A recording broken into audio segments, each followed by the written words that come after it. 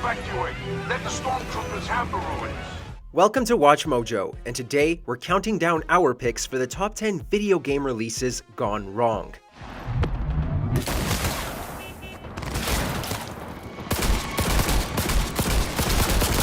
For this list, we'll be looking at instances where promising games launched to significant backlash, poor sales, or other severe consequences. Which game do you think had the most disastrous release? Head to the comment section and let us know. Number 10. Vampire the Masquerade Bloodlines. While I don't put a lot of stock in hearsay, it's my last option. So I want you to go to the Ocean House Hotel, find an item of the spirits, and bring it back. This action RPG is based on the first entry in the massively popular tabletop series, World of Darkness. It's a cult classic with a sequel in development, but it definitely had the odds stacked against it. Bloodlines had a tumultuous development period, as developer Troika went over budget and were without a producer for over a year. After 3 years, Activision gave Troika a definitive deadline, and the game was released with multiple technical issues. Not only that, but it launched in the same window as Half-Life 2, Halo 2, and Metal Gear Solid 3. Needless to say, sales were not strong, and it led to the closure of the developer. Number 9. Aliens Colonial Marines.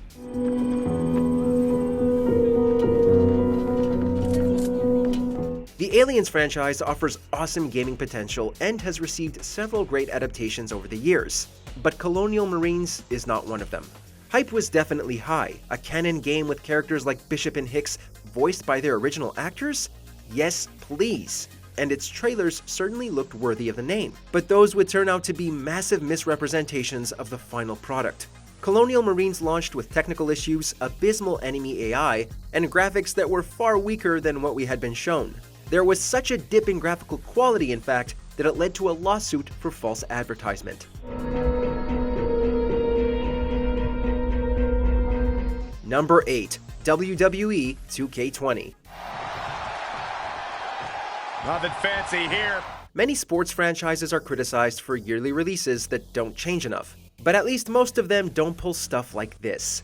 The wrestling series was previously developed by Yuke's before it passed the reins to Visual Concepts, co-developer on the franchise since 2014.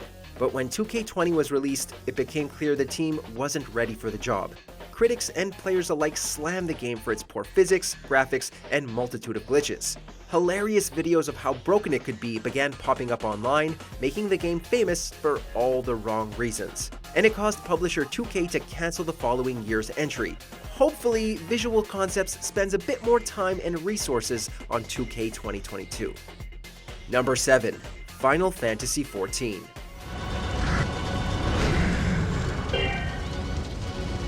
Even the most beloved franchises aren't strangers to disastrous launches. Square Enix released this MMORPG entry in 2010, and while it received praise for its graphics and music, as Final Fantasy always does, nearly everything else was met with disdain.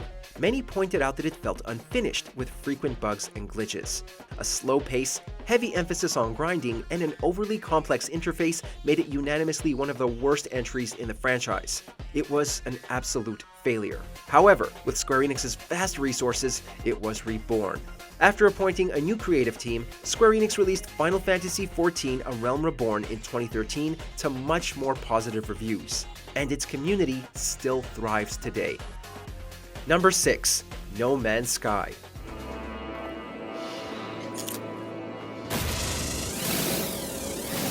Hello Games' Sean Murray went through a cavalcade of media appearances leading up to No Man's Sky's release, and everything he said sounded incredibly alluring. The developer did a great job at selling his product, except it turned out to be too good a job. When it launched in 2016, many eager players were quick to point out the numerous promised features that were missing. Despite the immense size of its universe, No Man's Sky still felt empty. However, to Hello Games' credit, the studio has continued to support No Man's Sky over the years with frequent updates that make it more fun to play each time one goes live. But its poor launch definitely hurt it in the long run. Number 5. Star Wars Battlefront 2. It's up to the heroes of the galaxy to defend the light against the villains. When it comes to Battlefront 2's launch, the problem isn't with how it played, but something a bit more sinister. During beta trials, many players heavily criticized EA for its use of microtransactions and loot boxes. On average, it took around 40 hours to earn enough credits to be able to unlock one of the franchise's most famous characters. Or you could shell out some extra real-world money. Even those who spent extra on the deluxe edition didn't get to play as them. And when one player complained about this on Reddit, EA's frustrating response became the most downvoted and Guinness World Record-earning comment in the site's history. After EA lost around $3 billion in stock value, the system was finally reworked. Number 4. Fallout 76.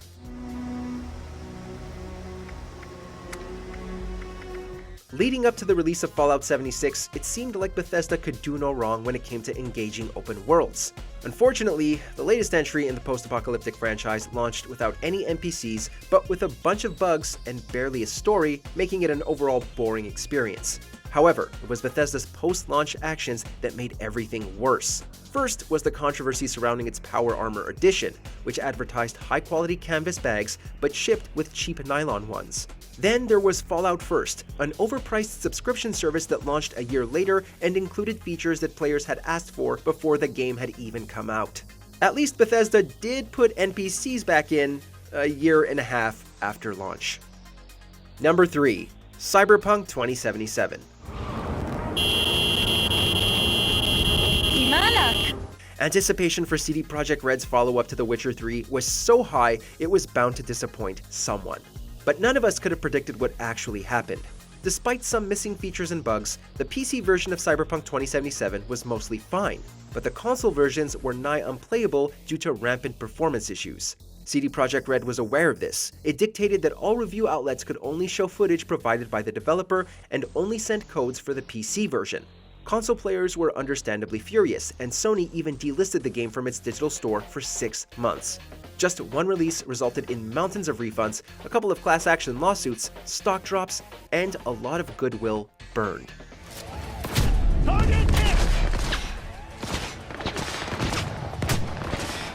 Number 2. Anthem. What's life without a few exciting complications? Organized, understandable, calm. Sounds awful. The behind-the-scenes problems of BioWare and EA's Anthem have been well documented. Understaffed departments, a lack of leadership, confusion over what the final product should be, EA's insistence on using the Frostbite engine, crunch, you name it, and BioWare had to deal with it. This led to a game with an identity crisis weighed down further by repetitive gameplay. Middling reviews and a failure to meet EA's sales expectations followed. Many studios will rectify bad launches with continued support and enhancements. BioWare initially planned to do this with a significant overhaul. Sadly, those plans never came to fruition, and Anthem will go down as just another cautionary tale. Before we unveil our top pick, here are a few dishonorable mentions. Halo: The Master Chief Collection, launched with a plethora of online multiplayer issues. We're going in. Get tactical, Marines! Assassin's Creed Unity, some of the funniest bugs in gaming history. Titanfall 2, sent out to die between a new Battlefield and Call of Duty. Before we continue, be sure to subscribe to our channel and ring the bell to get notified about our latest videos. You have the option to be notified for occasional videos or all of them. If you're on your phone, make sure to go into your settings and switch on notifications. Number 1. E.T. the Extraterrestrial. These days, the video game industry is too big to fail, but that wasn't always the case.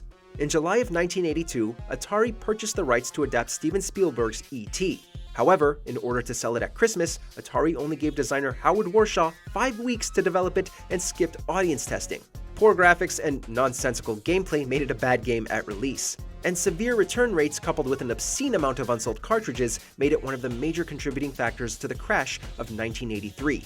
This event nearly killed the home video game market, and it likely would have been permanent had Nintendo not swooped in with its first console. In the mood for more awesome gaming content? Be sure to check out this video here on Mojo Plays. And don't forget to subscribe and ring the bell to be notified about our latest videos.